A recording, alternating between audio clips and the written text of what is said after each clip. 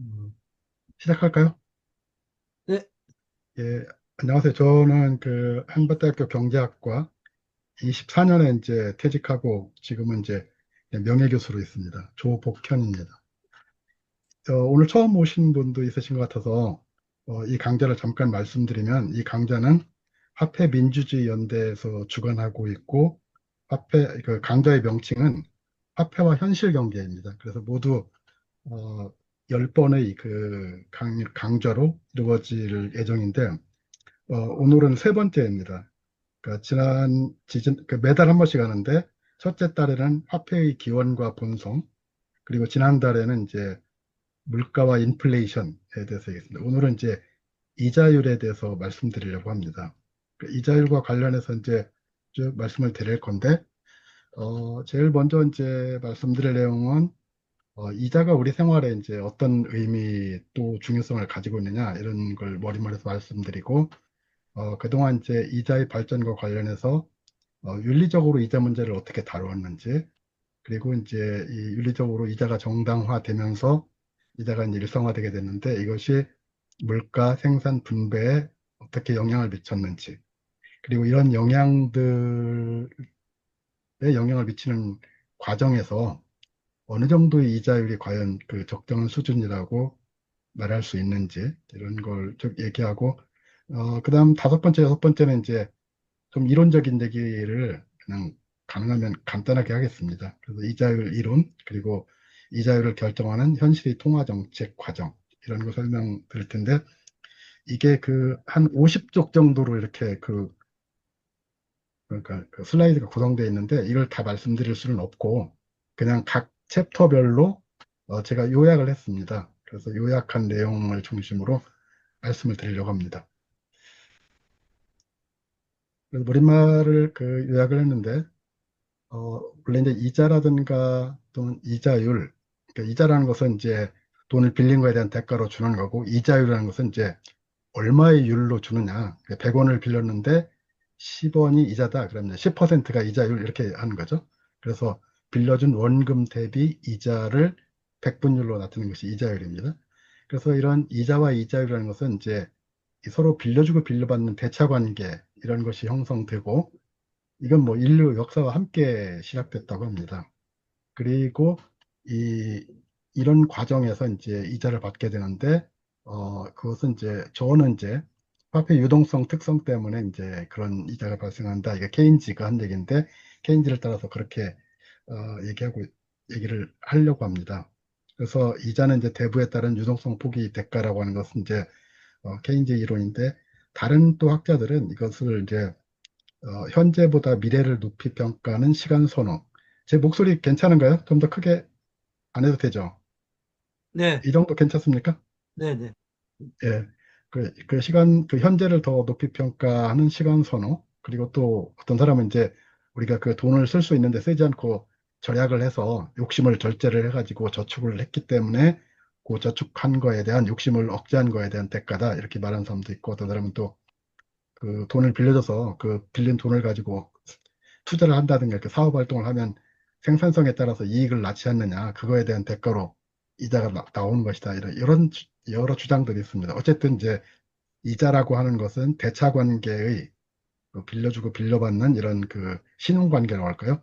이런 것이 이제 경제 활동에 들어오면서 발생하게 됐다. 어, 이거에 대해 이제 정당하냐 정당하지 않느냐 뭐 여러 가지 논란들이 있는데, 이제 그건 나중에 좀 얘기를 말씀을 드리고, 현재 이제 우리가 이자율이 기준금리는 2.5%, 또 시장에서의 장기금리, 대출금리 등등 여러 가지 이자율들이 있죠. 이자율인데 이런 것들이 이제 어떻게 결정되느냐. 이제 그 이자율 중에서 제일 중요한 것은 한국은행에서 결정하는 기준금리일 겁니다. 기준금리. 이 기준금리는 이제 뒤에 잠깐 설명을 드릴 텐데, 좀 꽤 복잡한 그 수식으로 이루어진 구조방 정식이 있어요. 그거에서 결정하는데, 어쨌든 핵심적인 내용은 뭐냐면, 우리가 100개의 공장이고 100명의 노동자가 있다. 그래서 100개의 공장이 다 가동되고 100명의 노동자가 다 일을 하고 있다. 그게 이제 우리의 생산 능력입니다.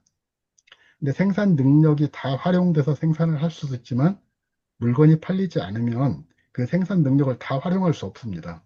마치 그 뭐야, 돌솥밥집에 가면 돌솥밥 화구가 10개 있는데 손님이 꽉 차면 10개를 다 불을 붙여서 돌솥밥을 만들지만 손님이 없으면 5개만 불을 붙여서 가동시킬 수도 있지 않습니까? 이런 건데 이제 10개의 화구를 다 가동시켜서 돌솥밥을 만들면 그 일정 시간 동안에 10개의 돌솥밥을 만들 수 있겠죠? 이걸 이제 잠재 GDP라고 합니다. 그 잠재 GDP라고 합니다. 실제 이제 5개를 할 수도 있고 6개를 할 수도 있고 그래서 이제 실제 GDP라고 하는데 이런 잠재 능력 대 실제 GDP의 갭을 이제 0으로 만드는 금리를 어, 준거로 해서 그렇게 되도록 이제 중앙은행 기준금리를 결정합니다.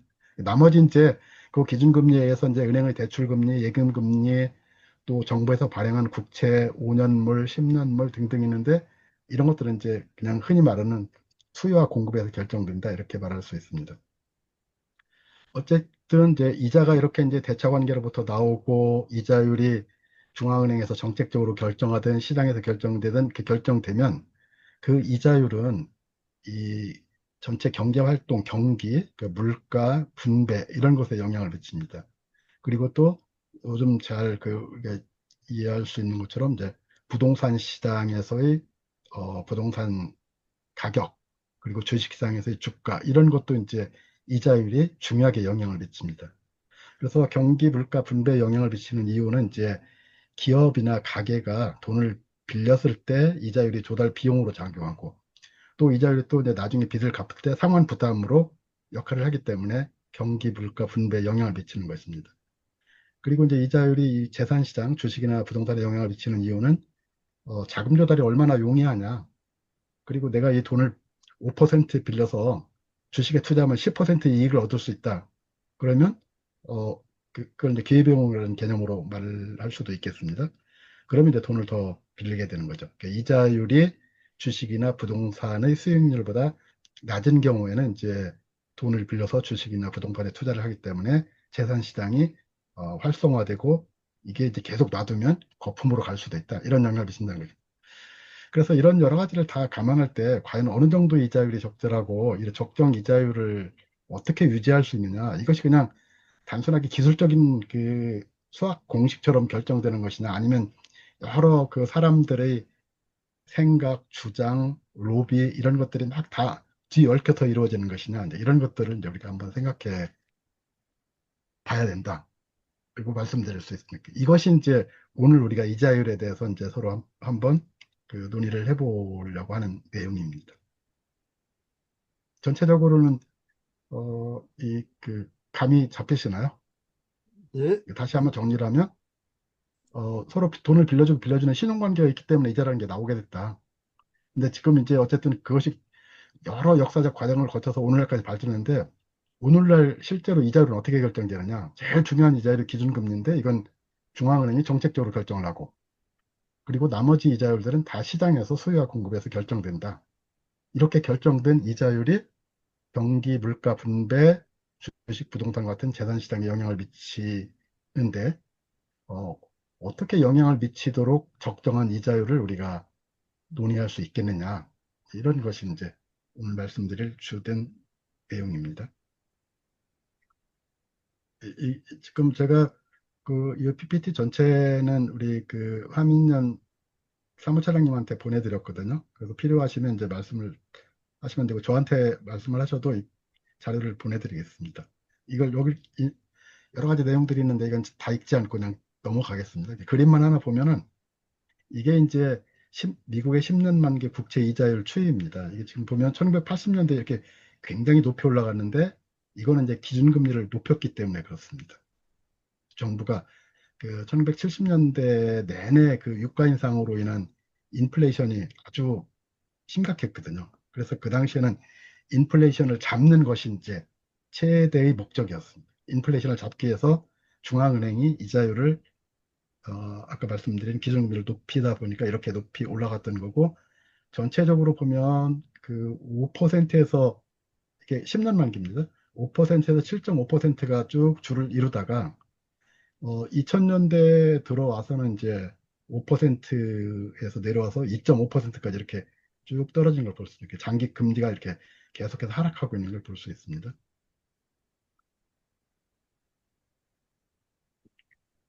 이제 그 아까 이제 이자가 대차 관계와 함께 발달했다 이렇게 말씀드렸는데 어, 처음에는 그 이자를 비윤리적인 것이라고 해서 금지를 했습니다. 특히 기독교에서요.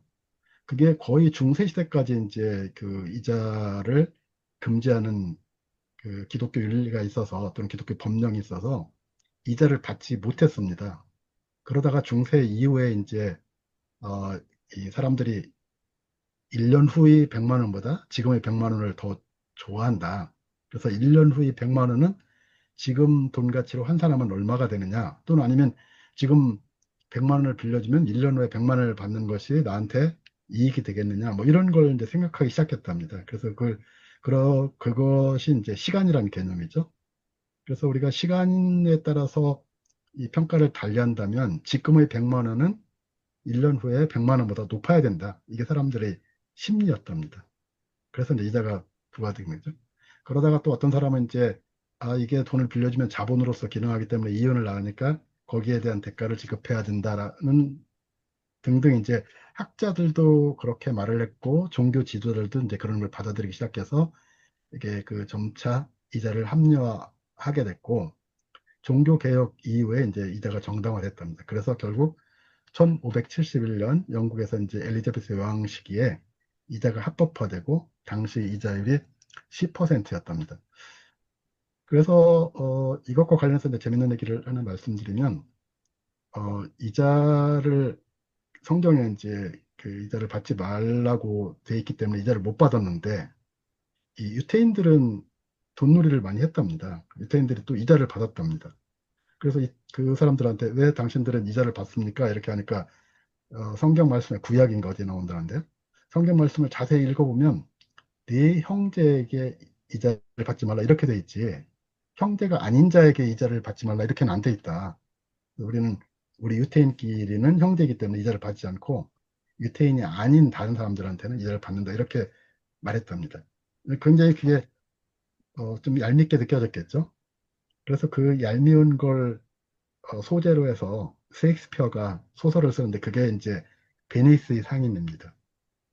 꼭 그 이자를 가지고 문제 삼지는 않았지만 베니스의 이제 이 상업이 굉장히 발달했었는데 거기에 이제 샤일록이라고 하는 그 유태인 고리 대금업자가 있었는데 이 사람이 이제 아마 그 이제 그 이 베니스가 항해 무역으로 이제 그 이쪽 이스탄불 터키 이스탄불까지도 가고 막 동인도까지도 가서 이제 향신료 같은 거 사고 하면서 이제 이 배를 가지고 이제 해상 무역을 하는 거죠.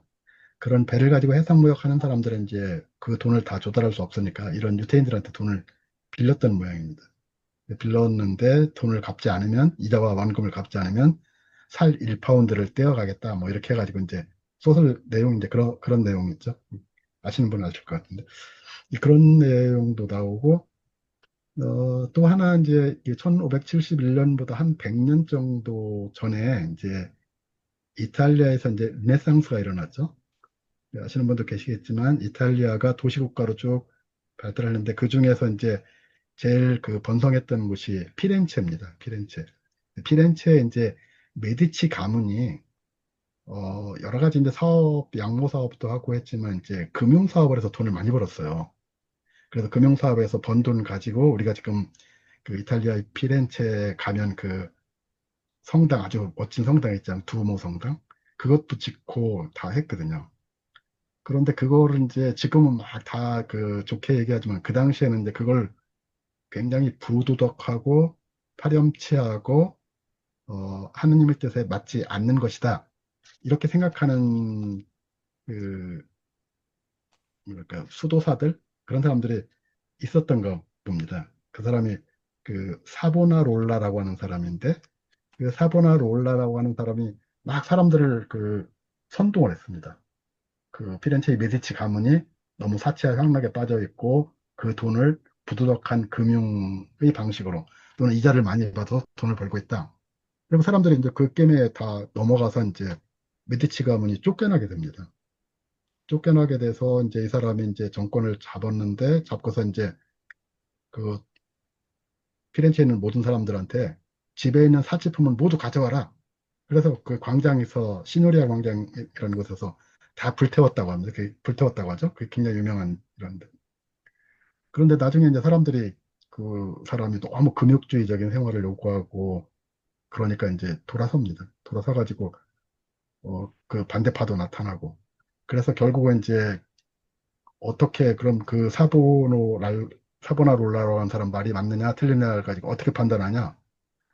하느님께서 내가 말이 정당하면 내가 불구덩이를 지나가더라도 불에 데이지 않을 것이다. 이렇게 이제 너무 지나친 그 서도사가 한 모양입니다.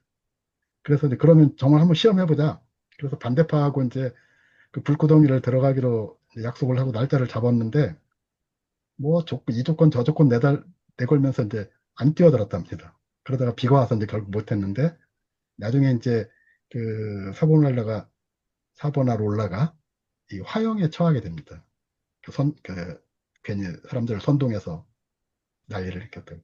그래서 사람들이, 아,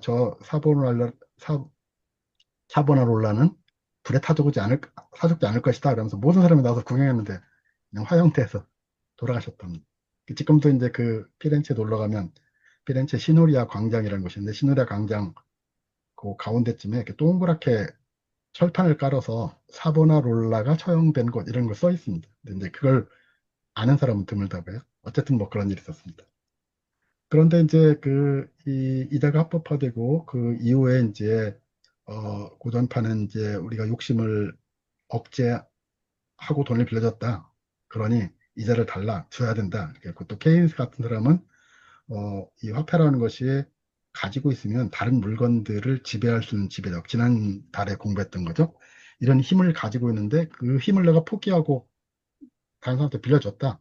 내가 100만 원인데 친구가 100만 원을 빌려달라고 하면 내가 100만 원 가지고 내일 이것도 사고 저것도 사고 여러 가지 내 마음대로 할 수 있는데 그걸 내가 한 달 동안 빌려준다면 한 달 동안 유보한 셈이 되는 거죠.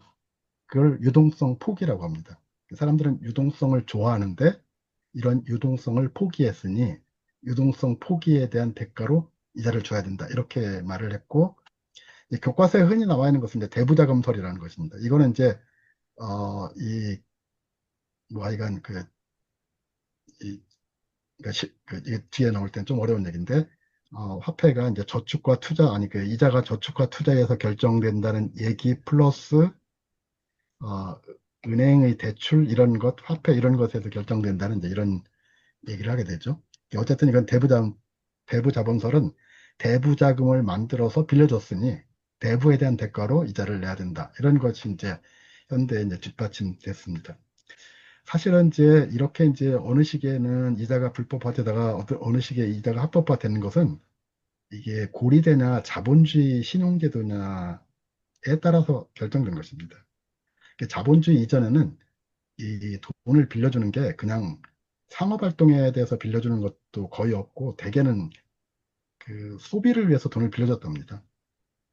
그러면서 이제 이 아주 고리로 돈을 빌려준 거죠. 그러니까 이걸 이제 죄악시했는데 이제 자본주의에 들어오면 이제 신용제도가 점차 발달하면서 이 신용제도를 통해서 이제 투자도 하고 상업도 하고 사업을 하는 거죠. 그렇게 이제 사업을 하게 되면 이윤이 나니까 이윤의 일부를 이제 서로 나눠 가져야 되는 거 아니냐. 이렇게 돼서 합법화가 정당화되게 됐습니다. 이런 얘기들이 이제 쭉 여기에 뭐 옛날에 하무라비 법전에 이제 이자율에 대해서 규제를 하기도 했고 불법화하기도 했고 뭐 이런 얘기들이 쭉 나옵니다. 그리고 이 고대 중세 신학자들이 어떻게 얘기를 했는지 그 뒤에 이제 신학자, 학자들이 이자를 어떻게 생각하는 이런 얘기들이 쭉 나옵니다. 교수님, 죄송하지만 음, 이거를 화면을 크게 좀 슬라이드 쇼로 좀 해줄 수 있으신지요? 그럴까요?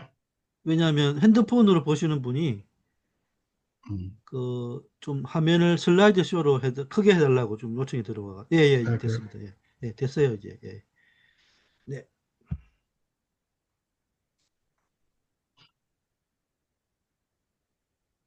지금 이자율리에 대해서 말씀드렸고, 이자율리 이런 얘기들이 쭉 지금 말씀드린. 이제 이렇게 해서 어쨌든 이자가 이제 정당화되고 이자 지불이 근거가 마련되어서 이제 이자가 일상화되게 됐습니다. 이제 우리 경제활동에 들어오게 됐는데 이 이자가 이제 물가 생산 분배에 영향을 미치는데 이거는 이제 그 어떻게 영향을 미치냐는 이제 논리가 중요한 것이죠. 논리가 중요한데 처음에는 그 물가에만 영향을 미친다고 생각했습니다. 그게 이제 빅셀이라든가 케인즈의 초기 저작들 이런 걸. 그런데 이제 1920년대 후반에 가면 어, 이자율을 낮게 이자율이 낮아지면 그러니까 이제 이자율이 얼마가 낮고 얼마가 높으냐 이렇게 말하려면 이제 이자율의 기준이 있어야 되죠. 근데 그 기준을 자연 이자율이라고 이제 빅셀이라는 사람이 말을 했습니다. 자연 이자율은 뭐냐면 이것이 좀 어려운데 우리가 이제 그 벽시 아시죠?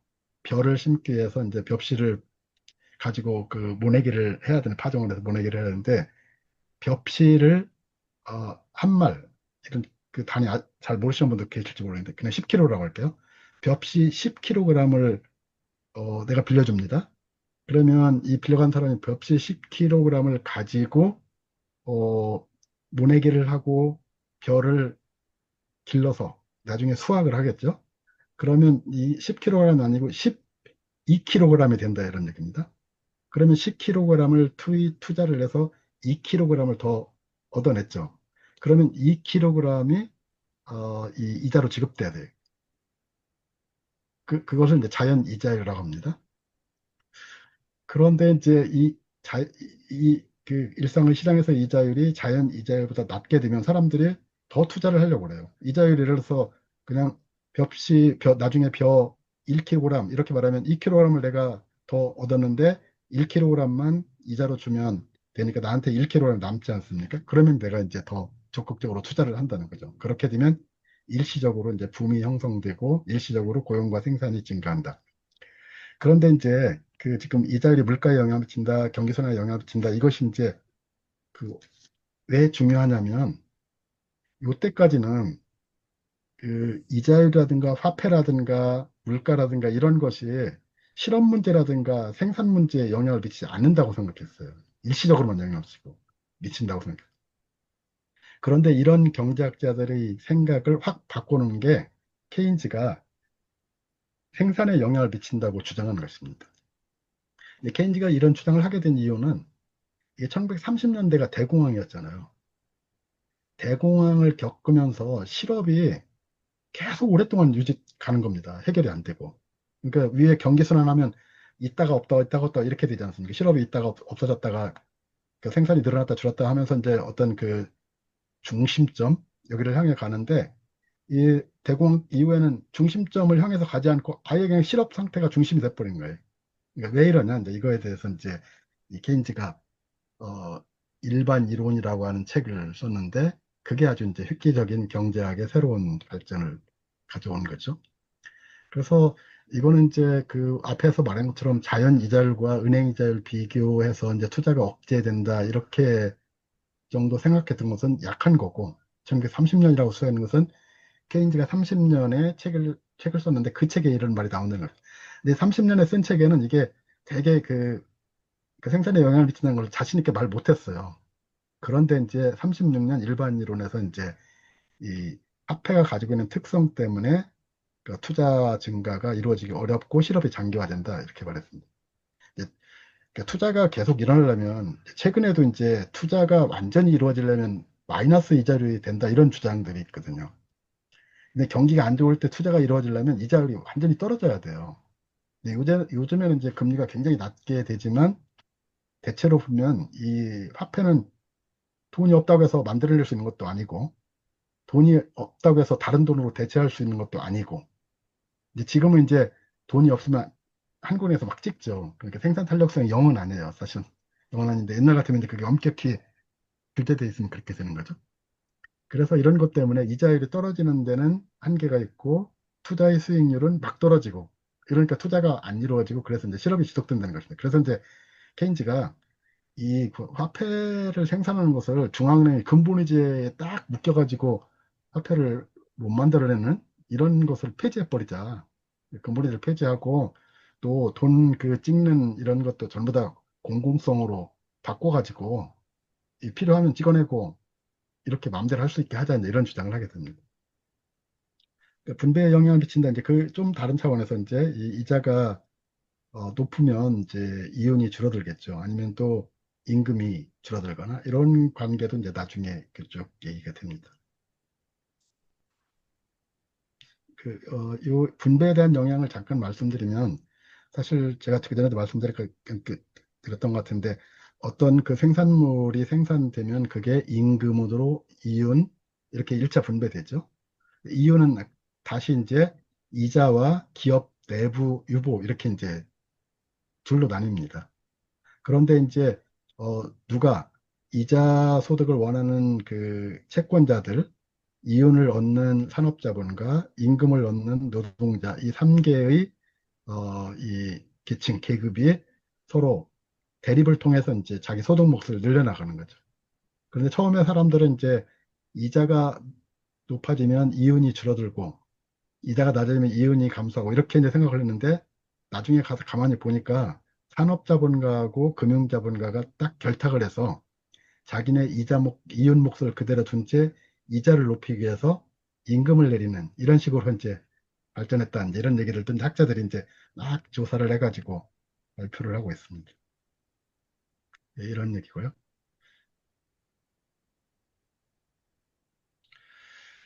그래서 이제 이렇게 이제 이자가 이런 그 생산 활동에 또는 분배에 영향을 미친다고 했는데 이자가 얼마면 적절하냐? 이제 이거 가지고 이제 학자들이 많이 얘기를 했는데 아까 말씀드렸던 것처럼 이제 그 초기에 고리대 이게 이자율이 너무 높으면 이제 돈 빌려간 사람이 못 살게 되죠. 빈곤이 생기고 또 상업이나 산업이 이제 위축되게 되고 또 토지 가격이 낮게 평가된다.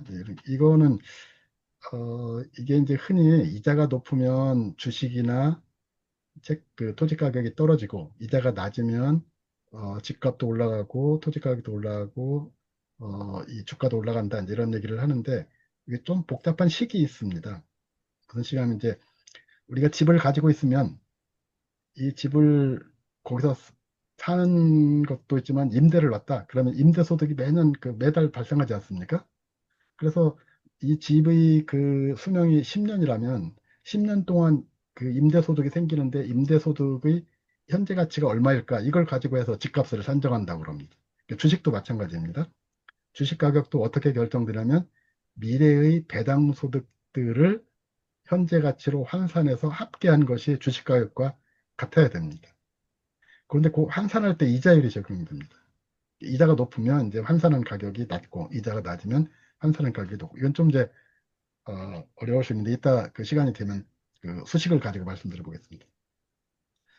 근데 자본주의가 되면서 아까 말씀드렸던 것처럼 신용제도가 발달하고 이자는 이윤의 일부라고 말씀드렸죠.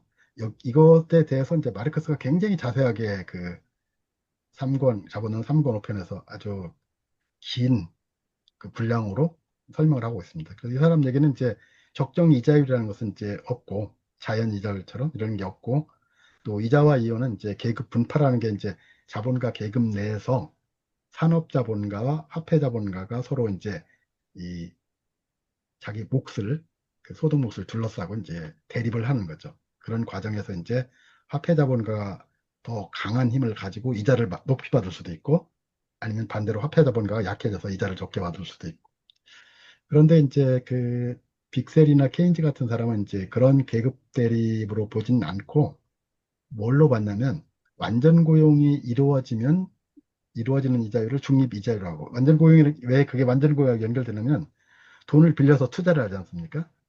그러니까 그 이자율이 낮으면 돈을 많이 빌려서 투자를 많이 하고 투자를 많이 하면 고용을 많이 할 수 있습니다.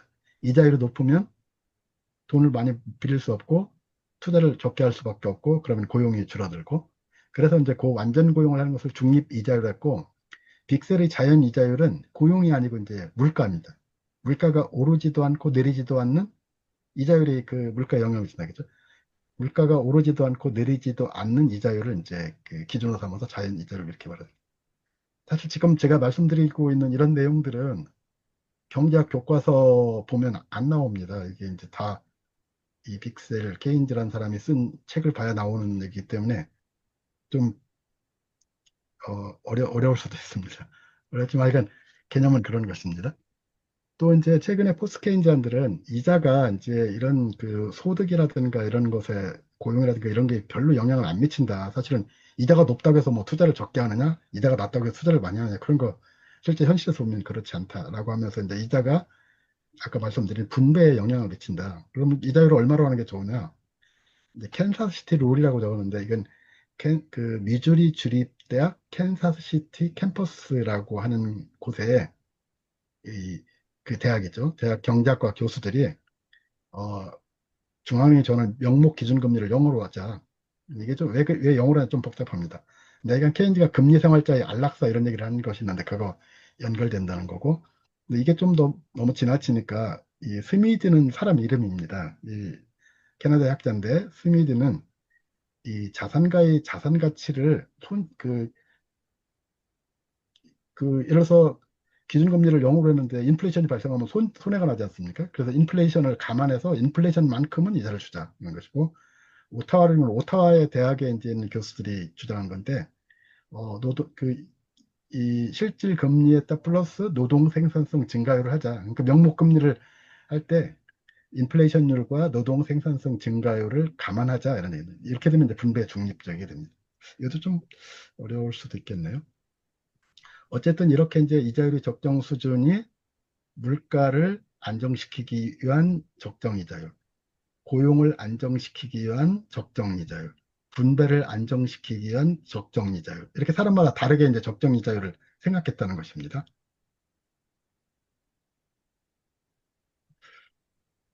이거는 이제 이론인데, 이론은 이제 고전파 경제학자들은 저축과 투자에 의해서 이자율이 결정된다. 이렇게 아까 말씀드린 이건 벽시를 가지고 제가 설명했던 그것입니다. 그러니까 벽시를 가지고 이 투자의 생산성인 것은 뒤에 투자는 생산성에 결정된다고 말한 이거는 어 제가 지금 여기 마우스 이렇게 올려놔도 거기서는 안 보이죠? 저만 보입니다. 어쨌든 그 생산성이라는 것이 벽시 10kg을 심어가지고 12kg, 20%의 이 이윤을 만들어냈다. 그것이 이제 내가 이자를 줄 수 있는 정도죠. 그런데 이 벽시를 빌려주는 사람은 자기가 벽시를 빌려주고 1년 후에 이제 벼를 되돌려받게 되니까 그거 시간 선호에 대한 대가를 주시오. 그리고 내가 이 벼를 막걸리라도 쌀막걸리라도 담가서 먹을 수 있는데 참고 당신한테 빌려줬으니 그 대가를 주시오. 이렇게 요구를 할 수 있는데 어디까지 요구할 수 있냐면 내가 돈을 빌려줘서 네가 추가로 벼를 생산한 것만큼 돌려줘. 이렇게 이제 한다는 것입니다. 또 그 사이에 어디에서 이제 결정이 되겠죠. 다 줄 수는 없고. 근데 그게 이제 고전파의 생각이었는데 케인즈는 그건 아니다. 그건 아니고 이게 이제 그 교과서에도 이 설명이 제대로 잘 안 돼 있어요. 그래서 굉장히 어려워요. 사실 경제학 공부한 사람도 이 고전파의 이론하고 케인즈 유동성 선호설의 차이를 말해보세요. 그러면 말할 사람 거의 없습니다. 아주 힘든 얘기예요. 그런데 무슨 얘기냐면 이런 얘기입니다. 제가 100원을 벌었어요. 100원을 벌었는데 100만 원을 벌었는데 60만 원을 소비하고 40만 원을 저축합니다. 그런데 제가 그냥 제 마음대로 6대 4로 나눴는데 6대 4로 나눈 것이 고전파 경제학자들은 이자율 때문에 6대 4로 나눴다. 이자율을 많이 주면 내가 절약을 더 많이 해서 저축을 더 많이 하고 이자율을 적게 주면 내가 소비를 더 많이 한다. 이렇게 이제 말했는데 케인즈는 아니다 그랬어요. 이자율 때문에 뭐 소비량을 줄이거나 늘리는 게 아니고 그거는 그냥 사회의 소비 성향이라는 게 있답니다. 일반적으로 그 사이에서 사람들이 100만 원을 받으면 60만 원 정도를 소비한다고 하면 대체로 그렇게 하고 나머지 40만 원을 그냥 저축을 한다는 것입니다. 40%만큼. 그 다음이 문제예요. 이 40만 원을 내가 현금으로 가지고 있을 수도 있고 채권에 투자할 수도 있다는 것입니다. 내가 이 40만 원 저축액을 모두 다 현금으로 쥐고 있으면 이자 소득이 하나도 없어요. 채권이나 주식에 투자하는 수익이 있어요. 이걸 몇 대 몇으로 할 것이냐? 거기서 이제 이자율이 나온다는 거, 중요하다는 것입니다. 그게 유동성 선호설이고, 로버트슨의 대부자금설은 그냥 화폐 실물을 다 더한 것이고, 요즘에 최근에 이제 포스트 케이니언들이 이자율은 무슨 이런 이론에서 결정되는 게 아니다. 무슨 뭐 수요와 공급 이런 것에 결정되는 것이 아니고 그냥 중앙은행이 정한 거고 정책적으로. 시장금리는 그런 중앙은행이 정한 걸 기준해서 그냥 알파했을 뿐이다. 이제 이런 주장도 있습니다.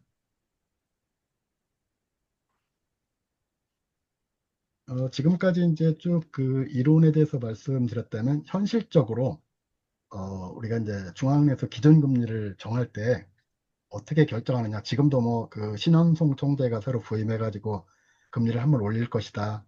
또 미국에서도 금리를 올릴 것이다, 내릴 것이다. 이게 이제 막 그 신문에 늘 이슈로 등장하지 않습니까? 이제 그런 것이 결정되는 원리를 그냥 간단하게 말씀드려 볼게요.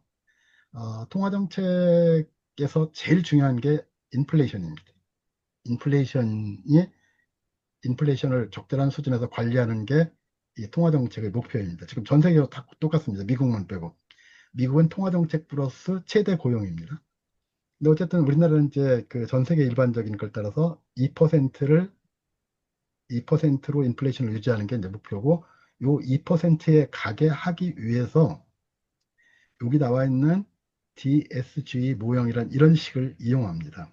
그래서 1번은 이제 이 생산 활동이고요. 2번은 이제 물가식이고, 3번은 이제 이런 생산 활동과 물가식을 고려해서 이자를 정하는 건데, 여기 파이 t 마이너스 파이의 대문자 t 이게 이제 인플레이션 목표치가 2%이고 현재 인플레이션 얼마냐 이런 거고, 요 뒤에 나와 있는 XT는 테일러 룰 지금 말씀드려요. XT는 이제 이 자연 산출량에서 실제 산출량을 뺀 GDP 갭이라는 것입니다. 이게 좀 어려워서 그냥 넘어가겠습니다. 어쨌든 이렇게 해서 이 아까 말씀드렸던 것처럼 우리나라가 생산할 수 있는 최대 생산량을 생산할 수 있게 만드는 이자율을 중립금리 이렇게 말합니다. 중립실질금리. 근데 실질금리는 뭐냐면 그냥 명목금리에서 인플레이션을 뺀 것입니다. 근데 실제 중앙은행이 할 수 있는 것은 실질금리를 움직이는 것이 아니고 명목금리를 움직입니다.